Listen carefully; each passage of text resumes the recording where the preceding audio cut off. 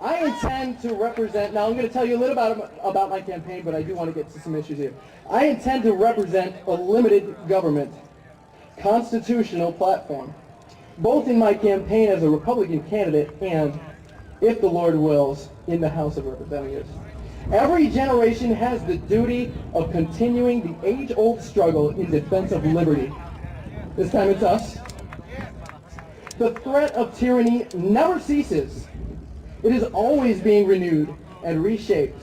It adapts and takes whatever form promises to be the most effective in oppressing and subjugating the people. Likewise, we must be constantly renewing the cause of liberty, of self-determination of our republic. Let no threat catch us by surprise.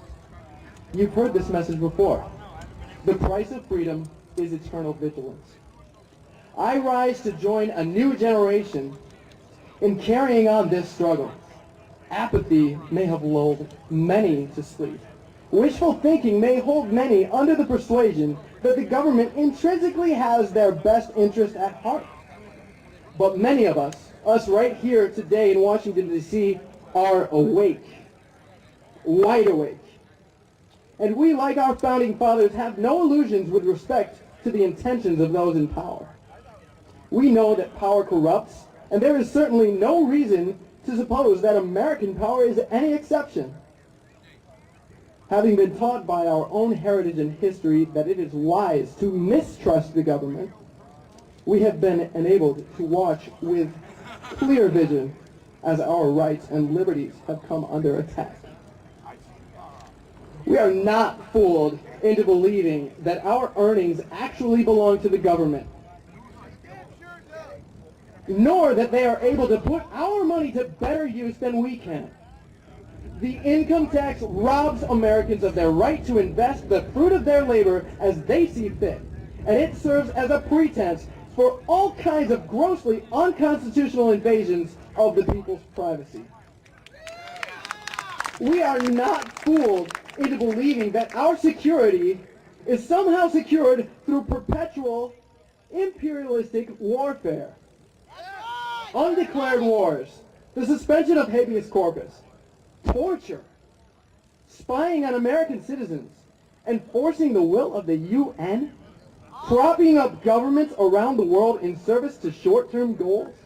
We are not fooled into believing that these actions are necessary for the preservation of this great nation. On the contrary, they amount to its destruction, and it needs to stop, and we need to be there to stop it. We are not fooled. We see these things happening around us in our beloved country and in our name around the world. And we rise with the renewed voice of the American revolutionaries and patriots to declare that we intend to put a stop to this.